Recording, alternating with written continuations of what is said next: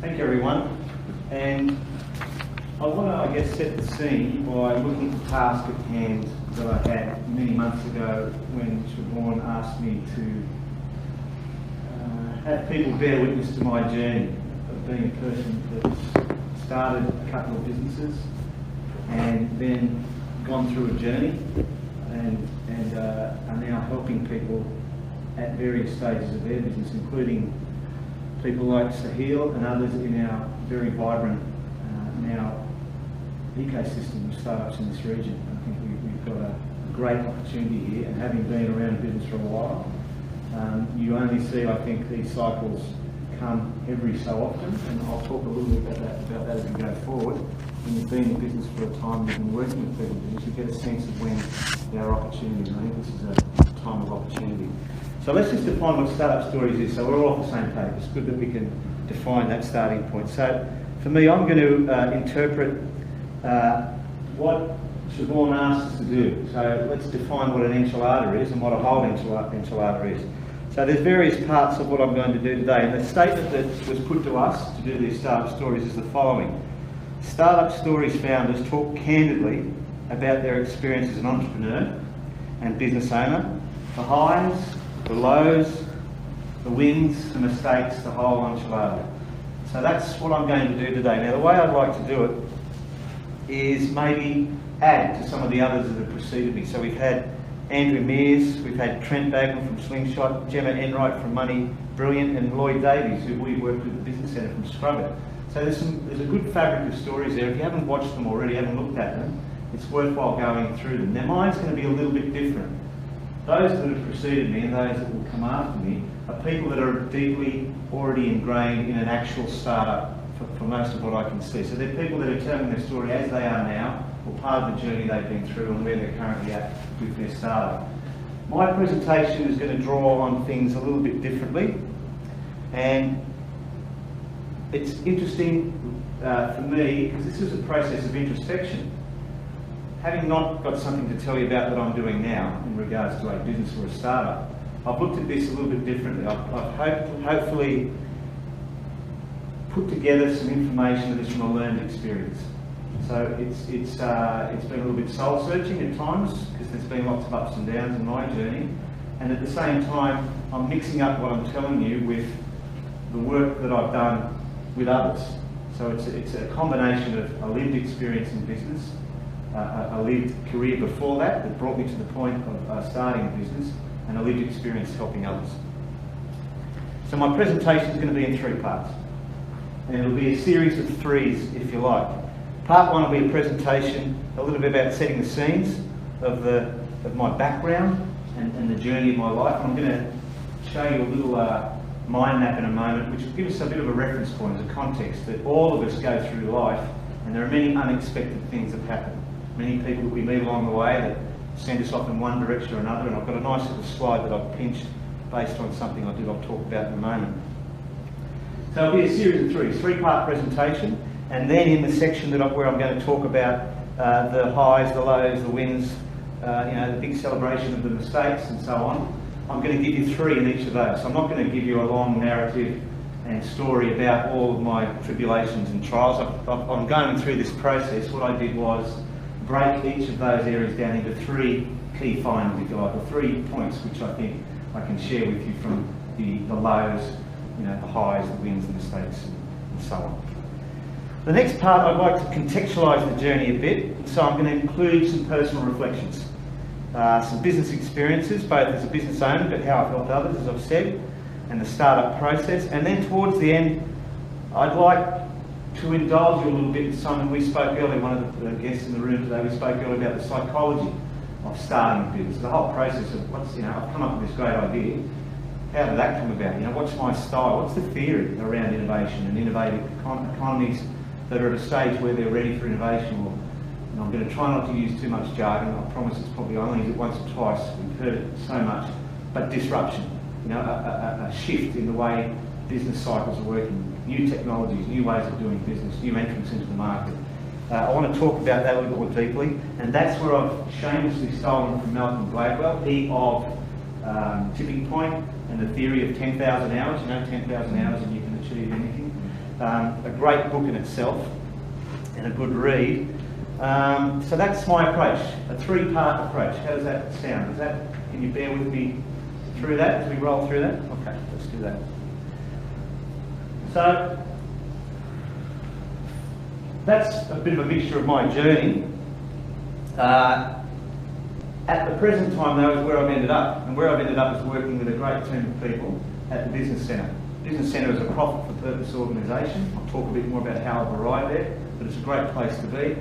I work with my colleague Pierre Malou and a great team of advisors who help people at whatever stage their business is at. And I take a great deal of joy from that, and I'll share some of that today. But a little bit more about me. Born in Scotland, quite a long time ago now. And that experience of having grown up and been educated in a lot of countries, moving back and forward, making Australia my home, but travelling around the world as well, I think has brought a perspective to my approach to business and life that I think is a richer fabric. I've been made richer for that. So I had a brief career in professional sport and moved from soccer, as we call it here in Australia. It was football and a religion where I came from in the north of Scotland. But when I arrived in Australia, I was converted to rugby, a great game that it is and gave me great pleasure. I then moved around the public sector. I'll come back to that in a moment. I then moved around the public sector, and I want to tell you a little bit about how did that lead into me wanting to be in business and what journey that was. But I just want to, if I can, set the scene in regards to the business area that I moved into, but set the landscape, just a reference. And I'm going to come back to this in more detail in a moment. It's just this happenstance, this collisions, and Sahil, you know, we've worked a little bit with you during the years, and you'd be very conscious of the journey and sometimes the unexpected things that happen. And you know, I think the language in startup terminology is pivoting. You know, there's a lot of pivoting that goes on. But we'll come back to this in a minute. But essentially, what this is about is a Malcolm Gladwell podcast, which I listened to over and over again with my headphones and broke it down because I found it so intriguing about the whole concept of innovation and creativity. How do we create? How do ideas occur? And he bases it around the Leonard Cohen song Hallelujah and the journey that took. And if any of you are familiar with or not familiar with it, I want to go through this in a minute. But essentially what it's saying is that's the central piece. How do we develop an idea? And what's the journey of that idea to its eventual resolution or its eventual success? And what does success look like along the way? And with this song, Leonard Cohen did enjoy a great deal of success with this song when he wrote it.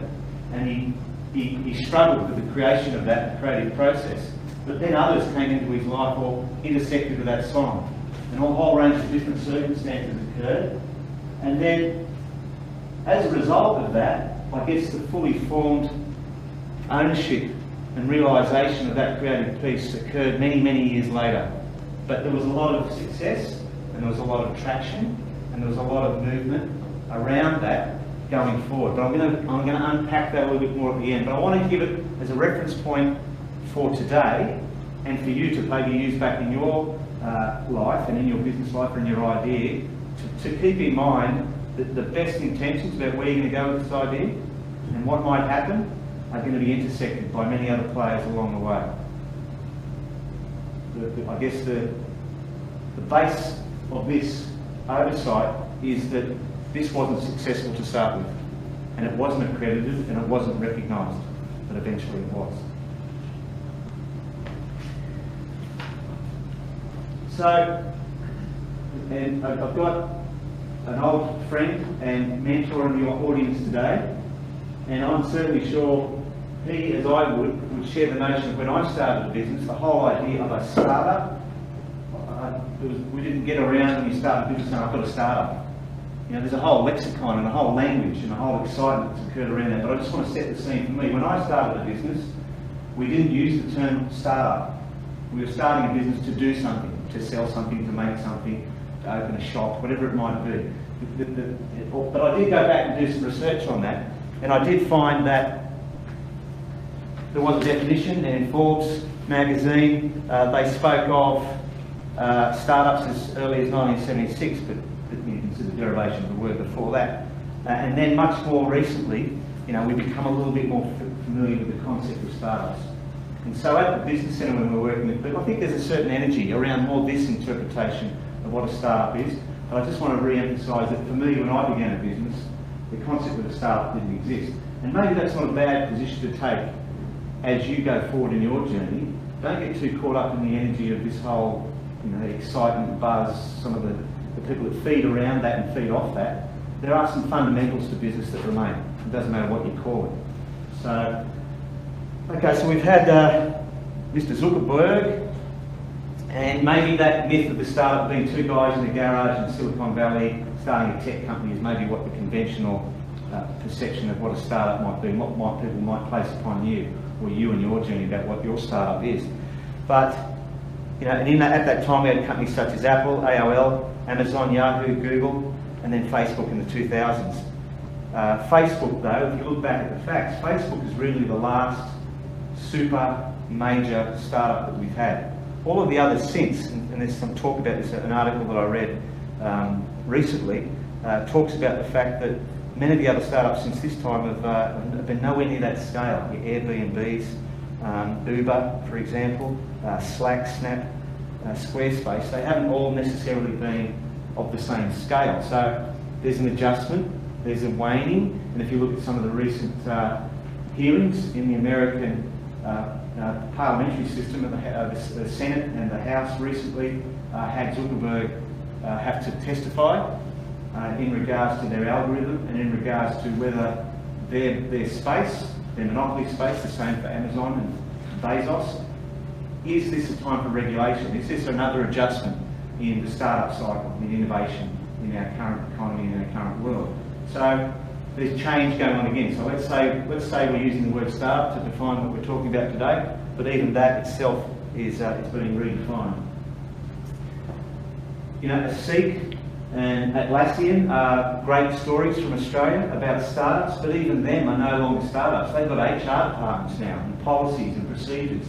So the edge in regards to them being startups, they're more now conventional companies. They're in the top 500, top 300 companies in Australia and in the world. But I want to focus more now on this region in regards to giving some context. We're really well placed here, and what I do day after day with Pierre and my colleagues at the Business Centre is realise the DNA is good here in this region. The underpinning fundamentals are very good. A port, an airport, great road transport, good connection, good road corridor all the way down to the Central Coast. Tremendous DNA and background in mining, agriculture, winemaking, equestrian, port works and transport in and out of the country. So the fundamentals are very good for this region to be perhaps a place where we can grow innovation, where we can collaborate with others, and where we can attract others to the city. Of course, we look outside the building today and we've got the beginnings of new infrastructure, and underpinning this infrastructure in this region is smart technology, smart city, clean tech. So we are going to be a tremendous environment for startups. But one thing I realised from business, which was not there when I started, was how globally connected we are. It sounds obvious, but when our business started, we had no concept, and I'll talk about that a little later, of how broadly we could reach people and what technology would give us to allow other people to get what we had when we started with. When we started with it, and I'll talk about it shortly, it was very much a different business model to what we ended up with, and our reach was much, much larger, and we did that from here in the Hunter. Another convention that I want to challenge in talking today is that although if we look at the Australian innovation ecosystem, it's dominated by Sydney, say 35% of startups are in Sydney, 15% in Melbourne, and about 9% in Brisbane. But sometimes that information can be a bit biased and a bit skewed, because often the data that's brought forward with regards to startups is where they originate their IP, so where they might lodge their patent or their trademarking, and often that'll be in a major capital city.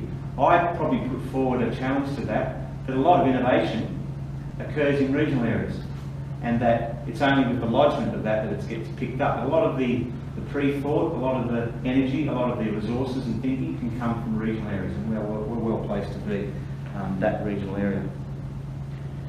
So if we look back where I started, look at that definition of startups, Facebook is the last really big tech startup that we've had on the planet, and that was in February 2014. So we haven't really had anything of that scale come along since. So there's fragmentation occurring, there's specialisation, there's different streams occurring in startups. I just want to share, as Hill said at the start, there's a wonderful and rich community of support in our region that I think you should all be aware of, and you're part of that today by being here as part of this workshop. But there are many other players that can provide support to your journey at whatever stage you're at.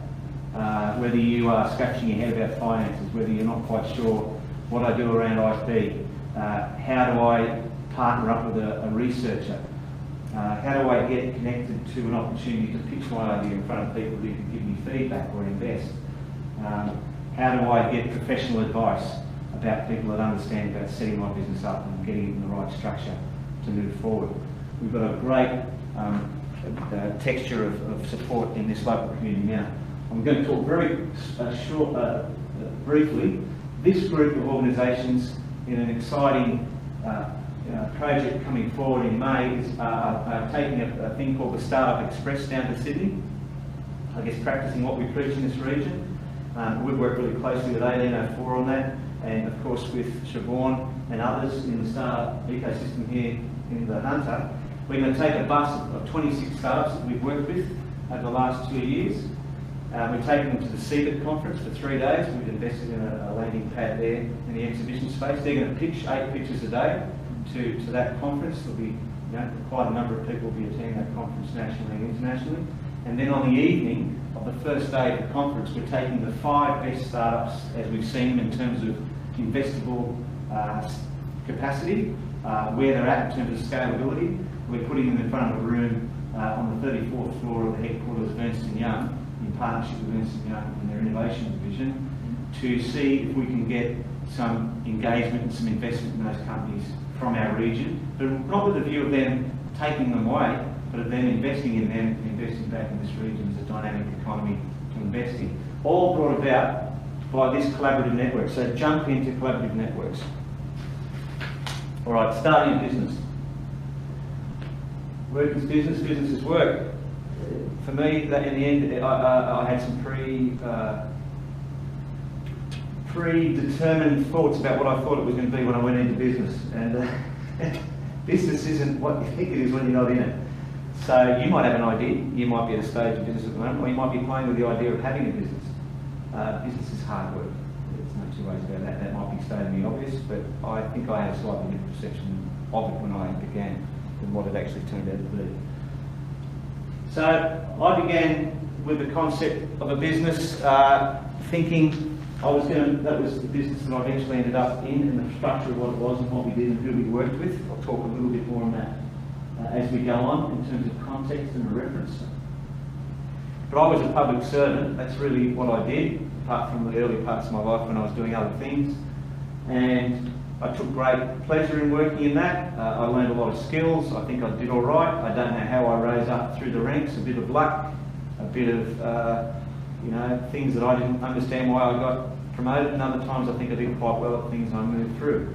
And that was in the education and training sector. And then for a short time I took on a greenfields project in managing a program and a facility that was built across 3 different sites and staffed it. We did it all in 3 or 4 months, and then I left that project after 3 years. It was an Australian technical college, a brand new model of delivering education in a different way. So very exciting, greenfields project, and in a commercial environment, which I thoroughly enjoyed. And it was during these times that I was playing around with the notions of starting a business, and I thought, given my skill set, I'll start up a consultancy. And that was my first business, which was called Innovate. And then a pivot, a change of direction. Knew that I had an ability to look at very complex things, break them down into a system, a systematic approach, and provide a practical solution to people working mainly in training, policy, and eventually we started working in occupational health and safety, workplace health and safety, environment and infrastructure. So these are the areas where I thought I was skilled, and I thought I'll start a consultancy.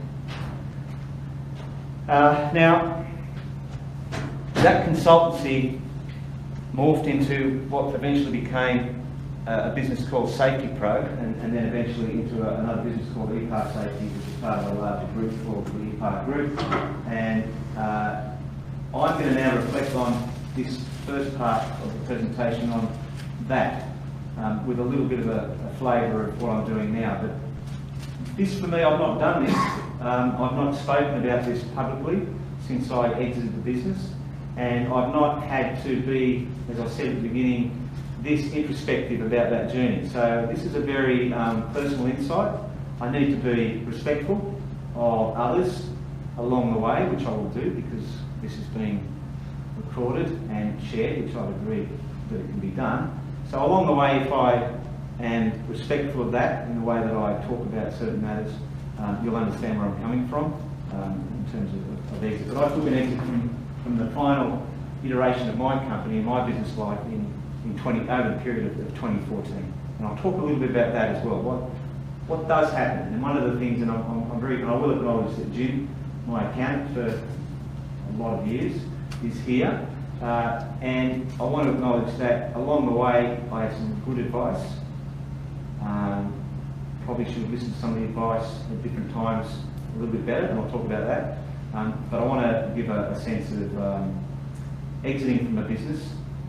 The third time around when I had a business, I did a lot better than the first time, but I learned a lot from each iteration of having a business, and I want to share that. So, the highs.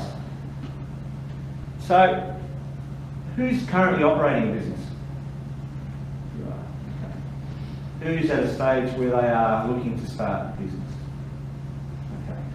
All right. Who's just looking at business as an area of interest, from a theoretical academic standpoint? Okay. Good. Right, this should be something for everyone here. Okay. So, the highs. I didn't realise until I did this self-reflection that I did start a business and that I did create something from nothing. And when we talk about this during today, that's pretty good. When I left the business, there was some, I'll talk about the lows and some of the mistakes, but I guess I concentrated on the fact that I left the business, maybe not when I wanted to, about what could have been, and about what happened along the way. But it's not until you do this that, in terms of a high, it's pretty good. I started something from a piece of paper, literally, from a piece of paper to a business that ended up on a digital platform, with hundreds of clients across Australia, and with opportunities and movement towards taking that business across to other countries as well. So that's a high.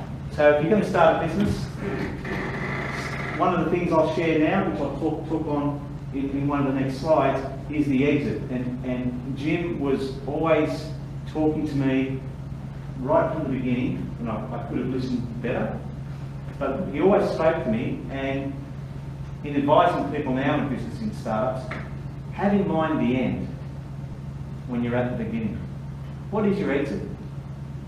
Third time round, I had a document, a shareholder agreement that had clauses in it that at least we had a guide point, we had a reference point to allow us to have difficult discussions, because there were three of us in the business at that stage, difficult discussions around the end point, the exit, and what that means to you and your life going forward after you've been in the business for a number of years.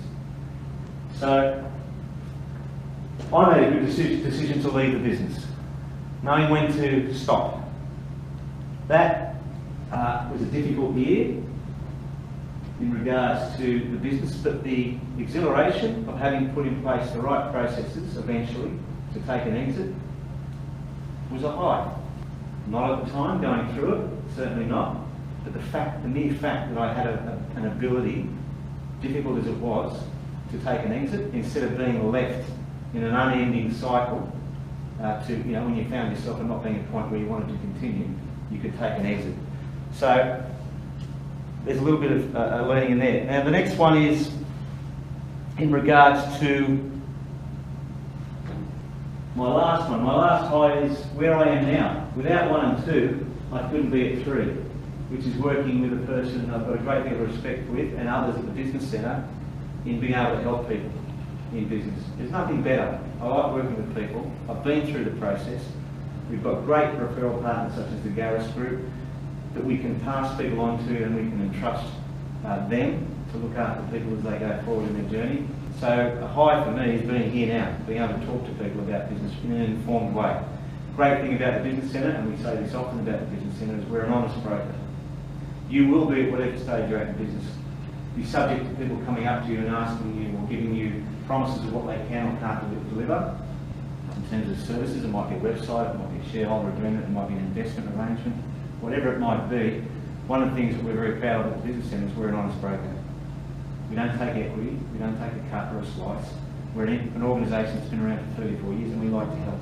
But we're so well connected to the ecosystem, we can share that with people as they go through their journey. So, with my business, we started off with a business in regards to what we had, where we developed a system. The system was the complexity of legislation and what do you do to make sure that your business and the businesses we work with, the narrow channel we found, and I'll talk more about business models and a business model and a value proposition later, but the business channel we found was working with golf courses and race courses. So there were many players out there providing work health and safety systems and solutions and services across industry. You can think of it yourself, it's everywhere. But we narrowed down after a time. Now there's a lot of iterations. We started with construction.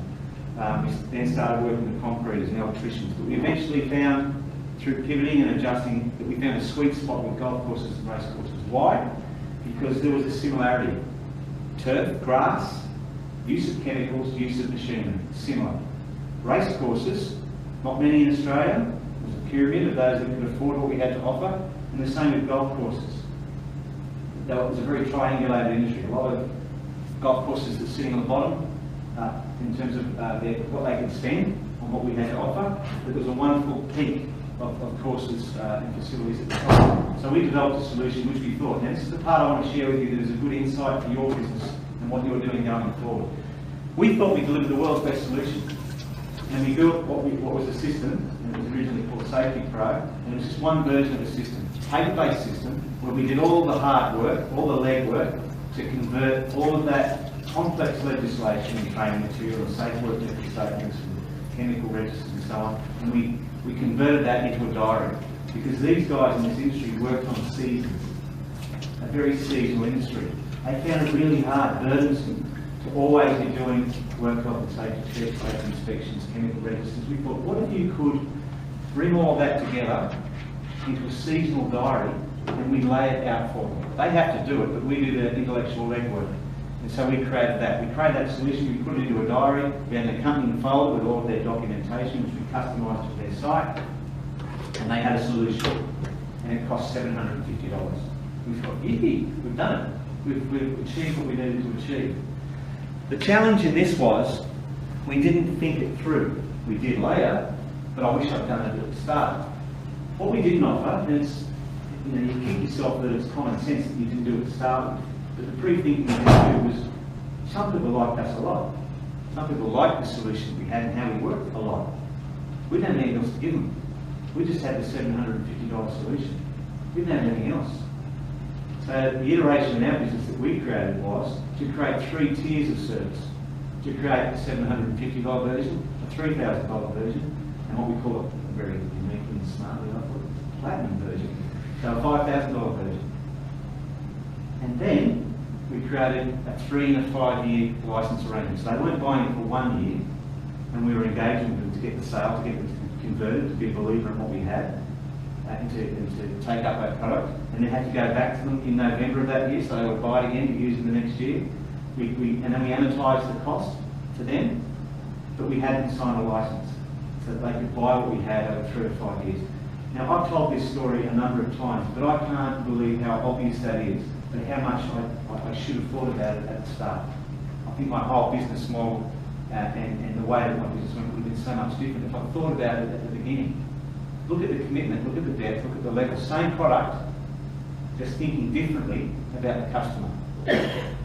Courses and facilities that were exclusive courses and facilities that had memberships for $30,000 or $60,000 a year. They were able to pay what we had, but we only could take $750 from them for our service at that time. So when you think about your model, whatever your business is, think about that.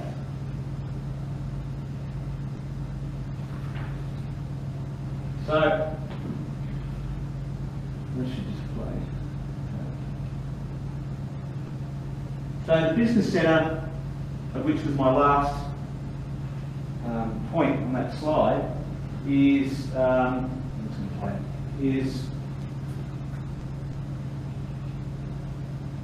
good place to be. It's not complete, it doesn't matter. All I want to say is we do things like work with small businesses. We work with, we've set up a desk, a China desk, so that people who are interested in working overseas, whether they actualise their idea, whether they're a partner or a joint venture, we've got a China desk. We've got an IP desk, so that people can come in and get IP information before they make a jump to go and pay an IT attorney. And we've got another desk soon to be had around design, so people have got a product and they need a prototype to get it through an MVP. So we've got a really exciting community that can help people at different stages, and I just wanted to share with you that. All right, the lows of the enchilada. These weren't very difficult to find, but more difficult to drag back into the forefront of my mind. I guess why is this so about the lows? I guess because they're deeply felt when you're in business. So be aware that you're going to probably come across some lows, and you hide them very well. You shouldn't forget them, and you don't forget them. And I guess you learn best from them. They're often the place of biggest growth. So in 3, for me, on this introspection journey of, remember, startup founders talk candidly about their experience as an entrepreneur and business owner, the highs, the lows, the wins, the mistakes, the whole enchilada. So my first low was the completely unavoidable reality that I nearly ruined my whole family's life by putting at risk everything at one point in my business cycle or investment or stage. So that day of realising that is a day that's very wrenching, dislocating, overwhelming, time-consuming. You know, that lying in bed staring at the ceiling type of thing. I remember that day exactly. It was raining, it was dark, and I remember coming home, telling my family, and then going for a run in the rain. So that was a very clarifying day, big low. So I wanted to be, in my presentation, as I said, to share that. I'm not going to go any further than to say that was number 1. Number 2 is the feeling of failure and the vacuum that this can create in your confidence and in your worth. And remember how much you might invest in this journey. How much, I'd say, you need to be cautious of and aware of. And how far is it going to take you, and make some decisions with the support of those around you that can help you make some decisions along the way. So it's challenging, particularly when, you know, in the beginning, our first business, I remember we spent a lot of money on, in the early days, before technology became as intuitive and as advanced as it was now. We had to use a guy using FileMaker Pro, some of you might remember that, which was a database, and we were trying to create a dashboard system for the systems which we poured a whole heap of money in to try and get a solution before the technology was ready. And you know, I remember thinking, oh my God, I feel terrible now. We've done all that, and what have we come up with? We've come up with a pretty shit database. So along the way, you know, you lose your confidence, but you've got to get back up. And then there, of course, there is, you know, what could have been. I started business relatively late in life. By the time I started a business fully engaged in it and left employment and worked in business, I had 3 children. a reasonable mortgage, and all of the challenges of being a father and a parent and a husband and working in a business at the same time. And you're always going to get a curveball from family as much as you think you're not. So they're my lows. All right, the wins. As I said at the beginning,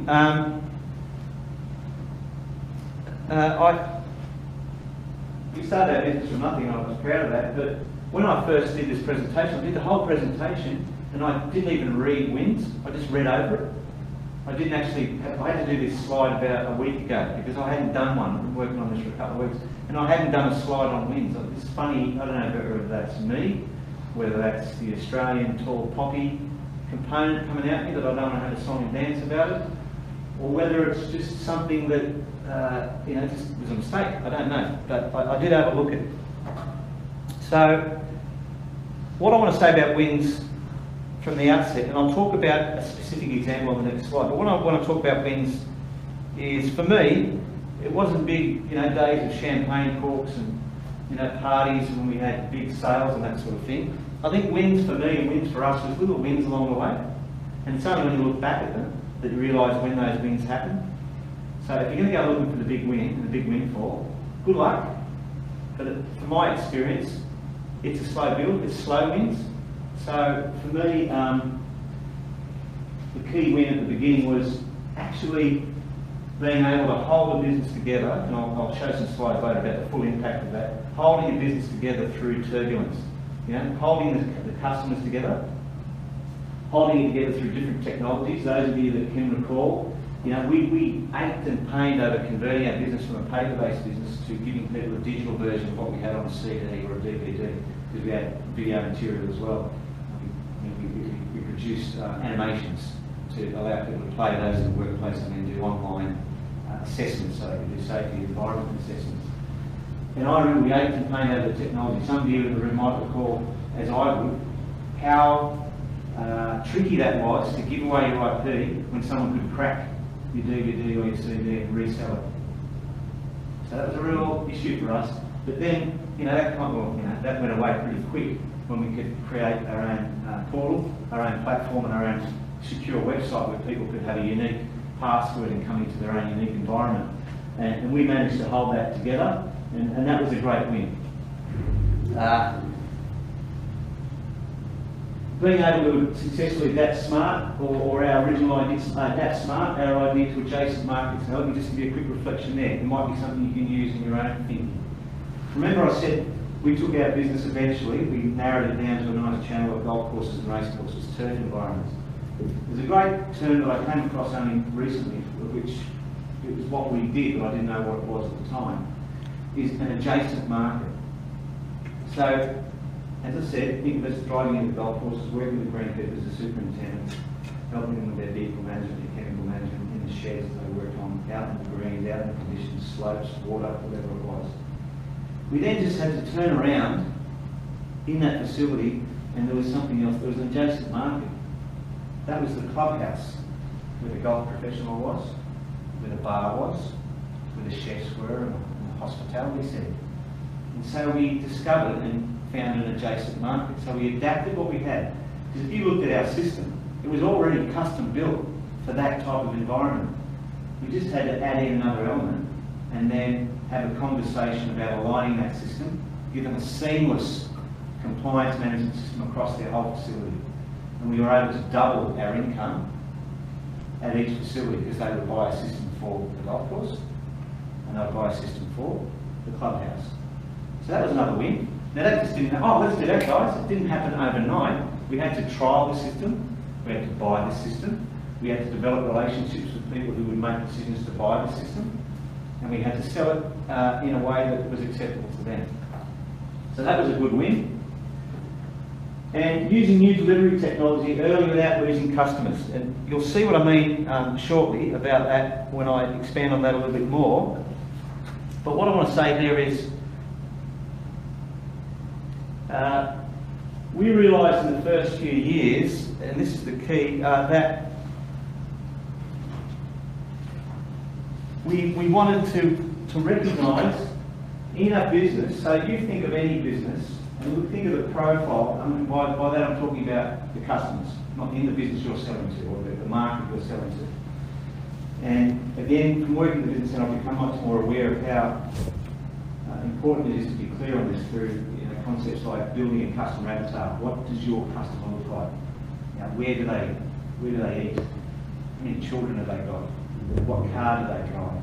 What gender are they? Customer avatars. And what I think in reflection we did there in our industry, because of the stage it was at, we understood that in a golf course, typically the person that was making some of the decisions about buying our product was the CEO of the clubhouse, or the general manager, and the superintendent or the head greenkeeper that was managing often some of these businesses. Royal Sydney, for example, has got a whole team of people that work in that facility and massive budgets for chemicals and machinery and labour.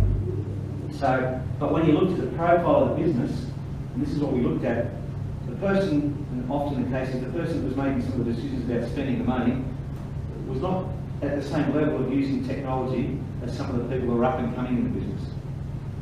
So we discovered at the stage when we began, which I'll unpack soon, that there were people that were using mobile technology, mobile phones, and there were guys in the businesses and girls in the businesses that were using computers, whereas some of the older people in the workplace were using paper-based systems and not even using all of the technology that was available in their Nokia. It was at that stage, or BlackBerry, whatever it might have been. But younger people, we found, were using that technology much more in the way that they worked, and they were much more likely to look for solutions that were based on new technologies.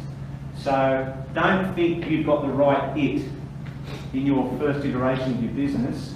Define generationally what's happening to your customers, contextually what's happening to them as your business evolves and your marketplace evolves. Because you might have in mind, this is who it's for, this is who it's for, this is who it's for. I've got the solution, I've got the solution. But then you go, oh, hold on, what happens in 5 years about the decision makers, about the people that are going to adopt what it is that I've got to sell? Who are they then? And it's not the same in all cases. Okay, this is only a very small glimpse. PGA was one of the best sales that I got in our business, and they were a great customer, a business with a $20 million turnover. That for us was a great coup in getting them as a customer. As you can imagine, in our industry, they're a big organisation, and they wanted someone to help them manage Tier 1, Tier 2 and Tier 3 tournaments. So your Australian PGA tournament, your top level tournament, all the way through to their pro-ams, their celebrity pro-am tournaments. So they asked us to build a system. Now remember I said adjacent markets? We kind of had a system that was right for them, but not quite. So with the PGA, we essentially engaged a designer to basically build a system that did everything that they wanted, put that into a PowerPoint presentation and costed it out for them and gave them some sample, sample deep dives into what the system could do, and we presented that at one of their board meetings at Melbourne Airport, and they can see the excitement of what it was we were trying to do. The truth of the matter was we hadn't had a system built for them at all, but we were able to articulate what we could do for them in a fully formed way. So we had buttons that you could press, and we had samples of things that what would happen when you press that button, but we didn't have a fully formed system to show them. Now I wouldn't have had the gall or the confidence or the insight to do that when I began in business, to project ahead what it is you think you can do. And so that might mean re-skinning what you've got for a different facing market. It might mean pulling out some elements of what you've got for one customer and not have it in there for another customer when you present it to them. But it was a lesson learned for me in getting a good customer over the line by really listening to what they wanted and showing them we could do it, but not necessarily investing heavily in the front end of building a whole system for them, building a whole solution. Okay, mistakes. All right, I've got to do it. I've got to talk about it. Now this is the opportunity for me, I guess, to share the most important part of the enchilada. I guess the bit with the hot chili in it, the bit that stings. But one good thing about eating chili is that after it digests and you get that relief, the endorphins, when the chili's over. So mistakes, if you face up to them, are very, very painful. and can hurt. But after you've made the mistake, you know, to err is human. You know, one of those cliches: you live and you learn. If you do go back and look at your mistakes, as painful as they might be, I think it's a useful exercise. So my shared wisdom today, drawn a little bit from being a business owner, a little bit from you know, starting a business and commercialising business, right through to being at the business centre, I'm going to share with you now as part of my startup story. Right. So I made mistakes the first time around, second time around, third time around. Usually not the same mistakes. Sometimes the mistakes were bigger because the stakes were bigger, and sometimes they were quite different mistakes. Well done me. Well done. You know, insanity, as they say, is repeating the same mistakes and expecting different results. So I'm pretty sure, gee, did I make the same mistakes? Did you? Were they different? Or were related? Thank you. A very political answer. Thank you, Jim. So what does my analysis of mistakes mean? What can I share with you about them? How can I distill them down in this enchilada thing? I want to say that we're about to move into the next part of the presentation, and that will be a little less introspective in terms of my own personal experience, but more around what I've learned, theory, practice, etc. But let's take a bit of a dive into this. First one is, don't be too rash, don't be too quick, dwell longer. And a saying that once I was told when I was, I guess, rushing down the road of a solution, and it was when I was, from my career in the public service, a much better operator than I, and a really highly respected director in the Department of Education and Training, once said to me, Steve, hasten slowly. And it was really good advice, because I've got a real sense of what that means. It means when you're going quick, do it slow. When there's a really good opportunity to do something, it's not going to go away quickly. You might think it might, but to tell the truth, in my experience, opportunities, although they come along, you don't often get an opportunity you haven't gone after it and done some preparation. If you do get one of those ones that's not expected, they don't come along often. And you probably, if you do it right, you've probably done preparation to take the best out of the opportunity. So, I love that saying. If you just think about the context of it, it's a really good maxim to come back to when you're thinking you're going to run off and take the next opportunity, or you're going to rush towards a solution to something that you think you've got the answer to. So, hasten slowly. Now, as I've shared with you, and just reflect back when I spoke about the highs. Remember I spoke when we put something out into the market for $750 and eventually ended up with something for $5,000 over 3 or 5 years? That would have been a good time to hasten slowly. Hasten slowly to 750. And we'll talk about, well, how can you achieve that? How can you make sure you do that? We'll talk about that later. All right. The next one is knowing yourself. That's my dad. He knew himself very well. He passed away a couple of years ago.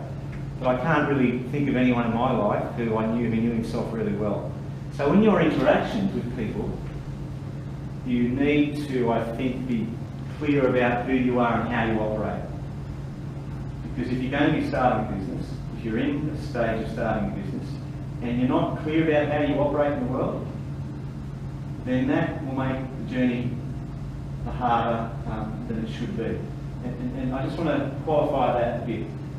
What I mean about that is you're going to come across a lot of people in business, particularly if you've gained some success and you invest time and money in what you're doing. And you can pick all sorts of people to help you do what you do. But pre-think the sorts of people you like working with. Pre-think what your boundaries are around behaviours and expectations and time and money. Think those things through a little bit before you start engaging with others, so that you've got a clear sense of what are my values, where will I go, where won't I go, where do I start and end. And I think that's all I want to say on that, but that for me, in regards to, and here is Jim, which is the third one for me, which is understand a little bit about not listening to advice. There's a secret to getting good advice, and there's a secret to listening to people when they give you advice. I don't think sometimes I listen, so it's important to listen. But what you might find is the people you should listen to are already there. It's just that you don't ask them, or you don't listen to them. So having the right people around you is important. I think a couple of times in my working life and in my businesses, as I said, from an entrepreneurship point of view and a startup story point of view and the whole enchilada thing, I think I probably didn't listen to some people along the way. And then when I started working with people, I didn't engage the right people along the way. So take out of that what you will, but it's important to have trusted advisors. And here's Jim. We still have a very good working relationship in a different way now, but someone that I value and someone that I've listened to for many years. And if you can get those people in your team, for your collaborations, then find them early and keep them. Right. So you're building something. You're building a business, and I love this piece of research here, and this distilled down to this statement from Albert Sevilla. Make sure you are building the right it before you build it right. So test the model. You know, is it the right thing? Our first time around, it was a pretty good model, but it wasn't really for anyone. It was too generic, and we honed it down to the golf courses and the race courses and the clubhouses. It became better. The it bit was right. We thought about, who is this for? Who is this business for? What have we built this for? And I'll come shortly to, I guess, a methodology to do that. Again, which I would emphasise, I didn't use the first time around, I'm sharing my mistakes, but I certainly, with the people I work with now, we insist that anyone that comes and works with us uses, we use a business model canvas. There's lean technology, design technology, we use different models, but I would insist, when you've got a business, have a business model to model out what happens if. What if I plug that much money in? What if I sell it to those people? What if I have a cost revenue balance like that, and my margin is this if I sell it to that many people? Who are my partners that I need to get this business going? Who are my suppliers? Get all the bits on one page. Business model canvas does that. 9 elements. You can put all the bits on one page and test out one version of your business model. You know, we are going to sell this to golf courses. All right, what does that look like? No, I haven't got a sense of it. Right, we are going to sell this system now to registered clubs, which we did as well. We sold it in Canberra to a lot of registered clubs. What does that look like? So it's not difficult to test it, and it just allows you to try and find some of the traps, try and find some of the opportunities, to have a model to play with. Okay, just want to revisit our journey and what happened to us, the disruption, the difficulties, the challenges as we went along the way. So you remember when we started our business, it was paper-based, and we thought we were going to be pretty smart and develop an app for our business, so we developed an app in our business. And that was really clunky when apps started, because when the app market first began, remembering we didn't have many customers in America at that stage, most of our customers were in Australia and New Zealand, and when the App Store came out, you had to buy the app in American dollars using the App Store. You couldn't buy an app. The App Store was only on the American app market. It wasn't an Australian app market. So we thought we were pretty smart. We built this app. Don't even want to go working with Apple at that stage about building it. There wasn't much margin in it. We didn't do it for profit. We did it because we wanted to be at the leading edge of what we did. So we had to give the guys at the golf courses, what's the card? You know when you buy an iTunes card? We had to send them a $10 iTunes card so they could go on and buy it. So the technology wasn't there at that stage for them to go and buy stuff online like it is now. So it's clunky. So you can see how we invested in something, thought we were going well. We didn't quite think that out. It was good. We looked good. We looked like we were leading edge. So it was kind of a nice look. Practically, it didn't quite work. We also had, at the time that we did that, we had the challenge that there wasn't an Android market at that time. So here we are, smarty pants, we're doing this, and then guys will say, I don't have I don't have an iPhone. We spend more money with the IT guys and build another platform and all of that.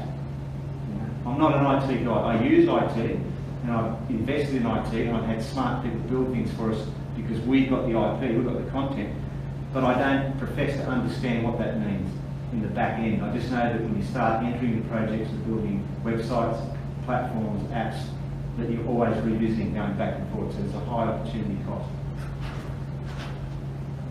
The iPad, that came along. We'd invested at that stage with a partner in a hardwired pad, control pad, to control the use of chemicals in a chemical shed that could be connected to the internet, hardwired. Wi-Fi wasn't at the stage it was then. It could be hardwired back into their database so someone would come in. Chemicals are very important, they've got to be monitored in their use because it harms the environment and humans. So the guys would come in and they would tap on the hard device what chemical I'm using, what the conditions are, windy, sunny, I need water, what the mix of chemicals is that I'm using and how long I'm going to be spraying for. And that would go in, and they go and control. We thought we were the smartest people in the world, $5,000 for that device. And lo and behold, what came along? The iPad came along. And then the apps that sat inside the App Store all could do that stuff that we'd written. We'd written the program for it, we partnered with someone, we produced some hardware. We didn't sell a lot of them because a device came along that shifted and changed their market. Then web-based apps came along. Do you recall those? Do you remember that? So you had to just get apps. Before this, you just had to get apps from the Android store or the App Store. But then we had one of the IT guys say, no, you can write your own apps. You can put them on, you can run web apps. What does that mean? And so we spent a whole heap of time on research and development, adapting some of our tool and our technology to web-based formats. Again, look at the space of time all these things have happened in and how they affected us. So, last part of what I want to talk to today is to talk about some of the stuff I've learned. We've had a course at the Business Centre for the last 4 years on innovation practice and innovation management, both for individuals, but for companies and people in business. So I can get a sense of, well, deconstruct this whole buzzword innovation thing that's going on. What does it really mean? So we went digging for some learning frameworks around that. We found in Australia, we've got a wonderful vocational education and training system and higher education system, and we discovered that there were actually some people that had already done some work in our system, and they created units of competency or units of learning in management practice, innovation management, innovation practice, and innovation leadership. So we built a course around that. So that meant we had to take a deep dive into what does that mean? How do we teach people about innovation? And so I'm just going to share some of the learnings that we've had from that. Because it's okay to have buzzwords and it's okay to do courses and this, that and the other, but what does it mean to take a deep dive into innovation and say, I'm going to create this product, or I'm going to make my business more innovative? And so we came up with a course to help people do that. And I just want to share some of the insights from that. So, first thing I do is go back to some seminal theory. And Joseph Schumpeter is considered to be the father of innovation, an Austrian academic that ended up teaching at Harvard. And his whole theory is around the innovation cycle. And the bit that this is a bit I've sliced out of it that I think is really interesting, I'll share with you. But this is, I guess, a distilled version of what his theory is. Innovation is a gale of creative destruction that describes the process of industrial mutation that incessantly revolutionises the economic structure from within, incessantly destroying the old one and incessantly creating a new one. So, given what I've just shown you with the iPad, with apps and so on, we've been in that cycle now. Now he talks about it, that it is in cycles, and the slice that I just said that I want to catch out of that is this one. And I call it taking early rents. But it's this one. They're called Schumpeterian rents, are earned by innovators and occur during the period of time between the introduction of an innovation and its successful diffusion. So what I've said to a lot of people and startups that we've worked with over the last few years is, those early rents don't stay there for a long time. And that might contradict what I said a little bit earlier about hastening slowly, but I don't mean it in that way. I just mean some of these markets that have begun to develop, they've got opportunities for early rent. So being incisive and clever and tactful around that, I think is important. But they won't be there forever. So there's new ways, we've seen, there are new ideas of things coming up along the way.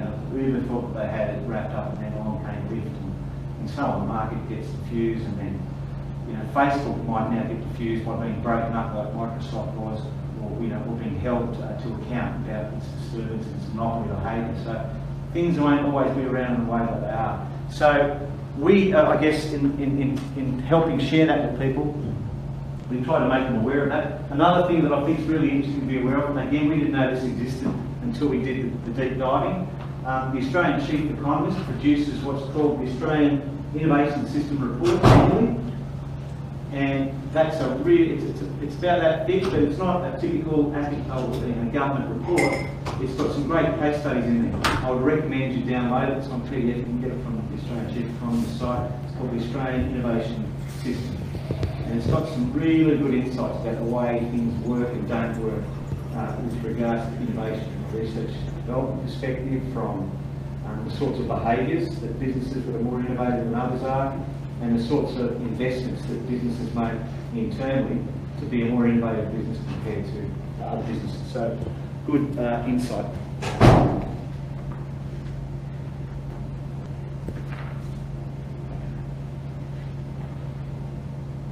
So I've spoken about that we use the Alex Oosterwelder's tool, which is the business model canvas. So regardless of what industry you're in, have a model that you can go back to, so that when you try a different business idea, you can at least go back to a consistent, baseline about how you interpret, what lenses you put on the idea or the opportunity. I'm not saying which one to use. I'm just saying use one. It's my advice.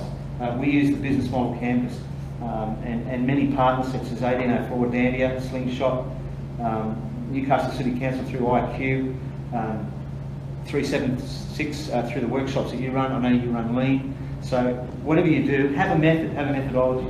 That's the business model canvas that we use, and that's the methodology that I said about just laying everything on one page. It's almost like a helicopter view.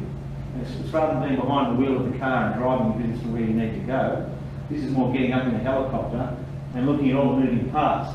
Now, as Jim would know, cost structure and revenue streams, they would have spreadsheets that would lie underneath some of the assumptions about margins, about gross profit, and about how many units do you have to sell, and the labour costs and so on. But you can at least get the header statements and the overview of them on one page. Great, free. On YouTube, just go to Business Model Canvas. There's beautiful animated 2 and 3 minute snapshots that break these segments up into more detail. So I can thoroughly recommend those to you to just help you clarify. And the example that they use with the ones online at the moment on YouTube, to use the example they run through of setting up an airline, such as a Jetstar or a Virgin, where you're essentially, turning the airway model on its head, and they use this as a way of illustrating how to play out a business model.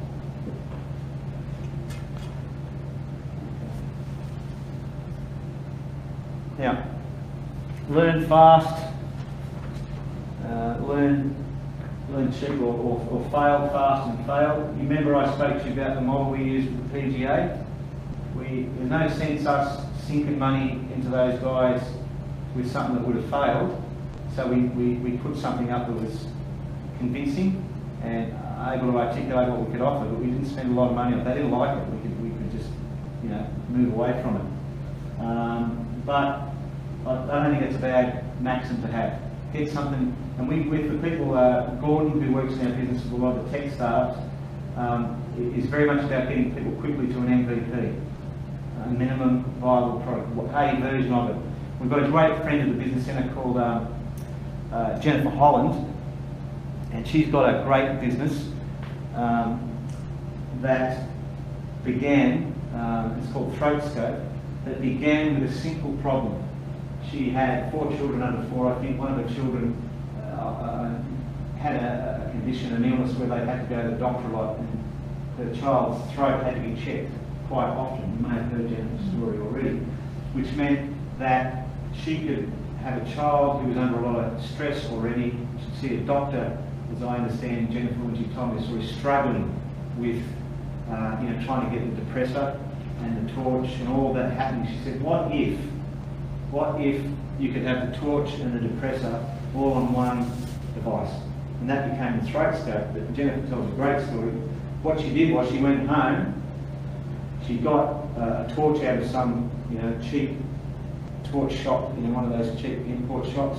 She sticky taped it onto a paddle, a wooden paddle, and she thought, right,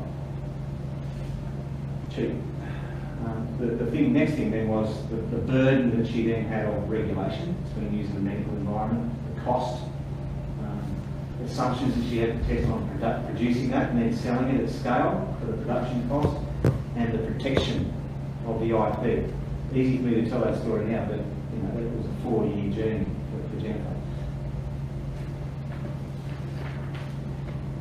Okay. Get out and understand what you do. I love this picture. I'm not going to say too much more about it. It's pretty self-stated. A lot of people design things, they don't think about the user experience. I believe there's a methodology in design now that's conventional, that they'll set an area up with buildings and they won't put any pathways in until people start using the area naturally. They'll then put in the pathways and infrastructure once people have determined where they will go and how they will move.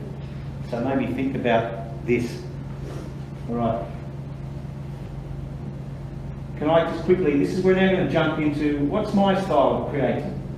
What's my style of innovating? How do I work? And I'll finish this with a Leonard Cohen, Bob Dylan story, but I'll take you a little bit through Cézanne and Picasso along the way. Are you a Cézanne? Are you a Picasso? Are you an Orson Welles, or are you a Hitchcock? What's your style of creativity? How do you operate when you're in an environment where you need to create? All right. I'll guide you through this. We share these presentations, do we? Yeah. Well, we can if we want. Yeah. Because this isn't as big as it needs to be for everyone. And I don't want to spoil the presentation by going and magnifying sections of it, so I'll guide you through it. This is the assumption of this mind map. Now, I start when I've got my iPod on and listen to this podcast. It's Revisionist History, it's called. I think it's episode 7 of Series 1 podcast, Malcolm Glover, Revisionist History. Go and listen to it. It's so fascinating.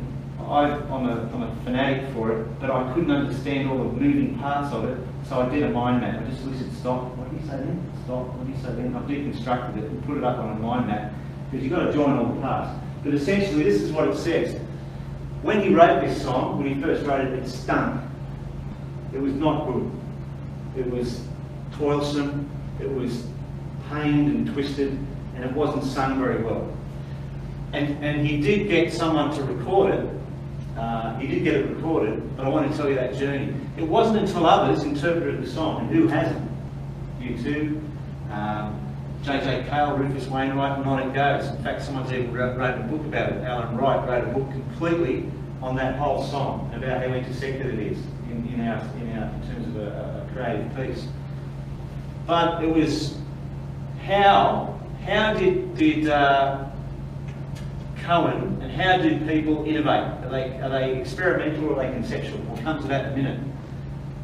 So, as a result of this, it wasn't until he recorded it in 1984, didn't go very well. It eventually got re-released on another record, a Greatest Hits record, but it wasn't until J.J. Cale at the Beacon Ballroom in New York pinched the song, or took the song. It was 15 verses. He reduced it right down to the verses that had a bit more fun about them, they were a bit cheeky.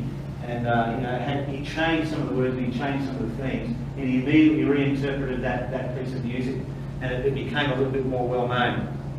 But it disappeared again. But then Jeff Buckley was house sitting a house in New York City, and in the house that he was house sitting, which was a lady called Janine in Park Slope, Brooklyn, he found that record, Greatest Hits record, and he found J.J. Cale's version of Hallelujah on that record that he found in that house that he was looking after.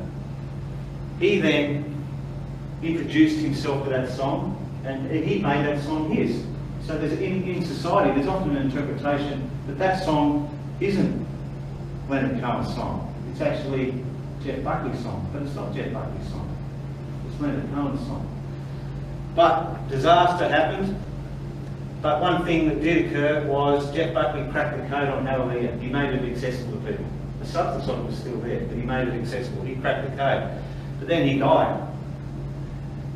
But the fact that he died actually made Hallelujah a popular song, because no one had heard of him really. He was renowned and he was an underground success, but no one really knew about him. But when he died in his boots in the Mississippi singing Led Zeppelin, Whole Lot of Love, and passed away, that song was given another life. And so on it went, and we ended up with, I guess, Leonard Cohen reclaiming that song. Who went and saw him? I don't know if you were a fan of him, and he played that song as a man over 70 years of age up at Hope Estate in Hunter Valley, and reclaimed that piece of creativity. So you see the journey of that? So maybe just think about your idea, think about your business and that process, and about how you operate.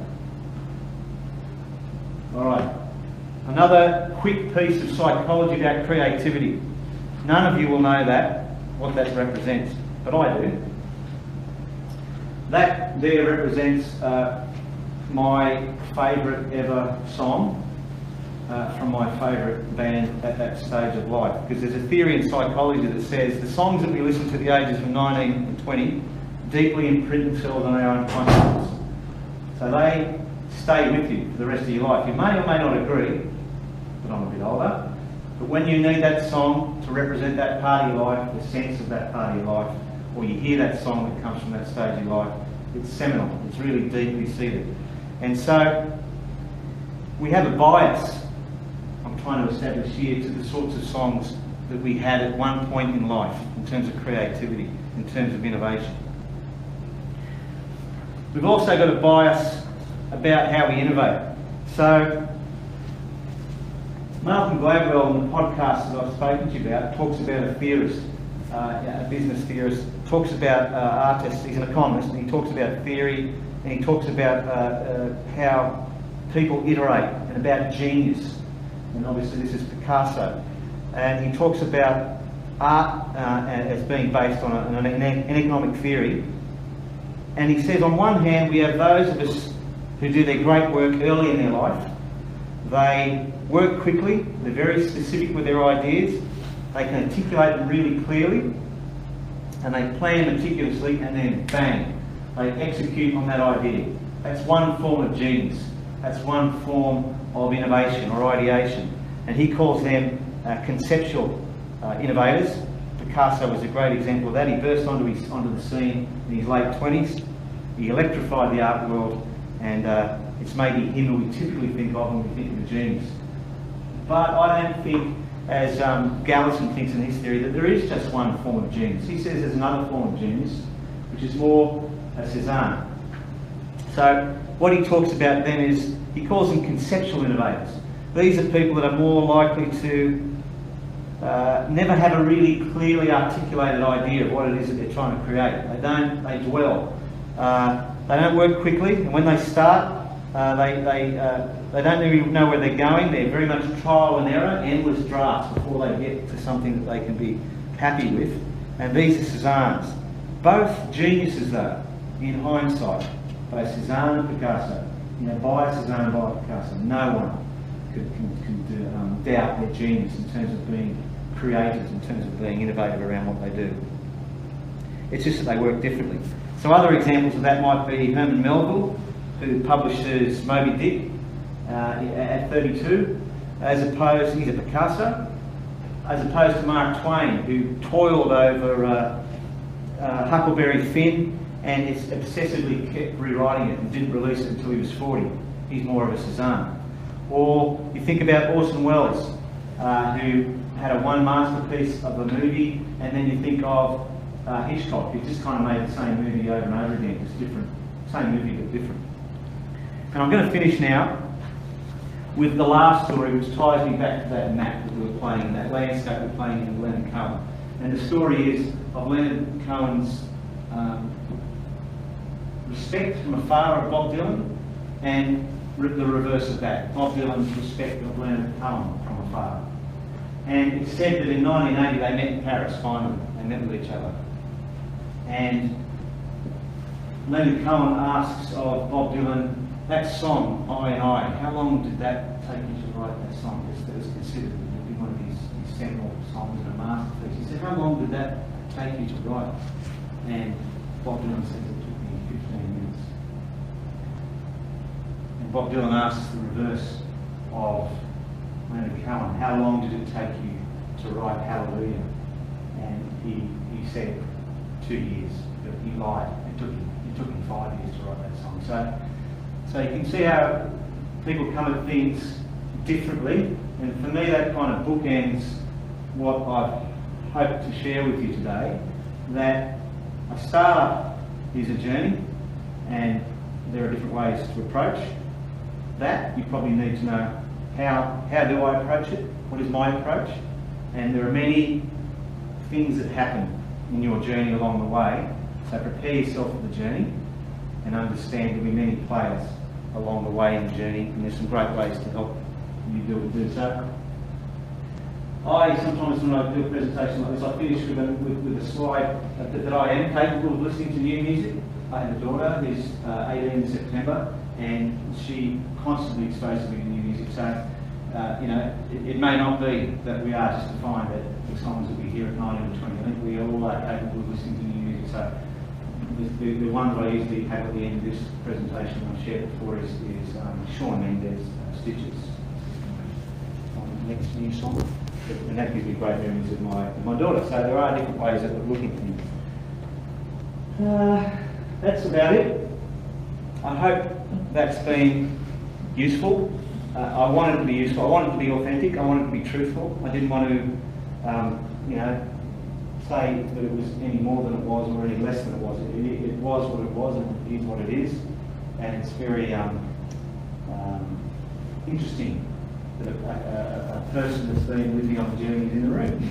I didn't expect that. That's fine. But I hope that's useful. So thank you for your time. If you have any questions, happy to have them. Thanks, Steve. What we might do is we might do like a couple of questions, because we did go over a bit over time, but then if you're happy to stay back afterwards, then we can do more questions afterwards. So does anyone have any questions? We might just take one or two. I'm happy just to do some one and answer. Yeah. That's fine. Jim? How's an observation? What you talked about there was quite insightful, and I think in my experience, a lot of business people go through similar journeys that you have. And that's not to say that I haven't done that either, and I can relate to a lot of the things that you've done there. I do want to impress upon people the point that you made about making sure you understand your market, what you're trying to do, and get to know and get to test it. Testing it is a big element. Everyone's got an idea, but unless you actually understand the marketability of it, the scalability of it, and whether it's a useful thing, well, you know, you may be wasting your time. And I'll just finish up on a question you asked me when that photo was taken, about what advice I might give, what advice my 25-year-old self would ask, and that was seek mentors. Mentors are an important element in understanding the journey and trying to make fewer mistakes. You know, Steve has shared some of the mistakes he's made, but he probably could have made less mistakes if he had mentors that he could trust and could ask questions and be able to articulate the journey that he needed to take. And so if you are on a journey of running your own business, seeking a mentor is probably a big element. And I think even Steve Jobs might have actually said something along those lines where he talks about getting advice. Yeah, Steve Jobs always said about taking risk. And a great idea taking risk, but it's a measured risk. And so yeah, I can congratulate you on what you've shared with us today. Jim?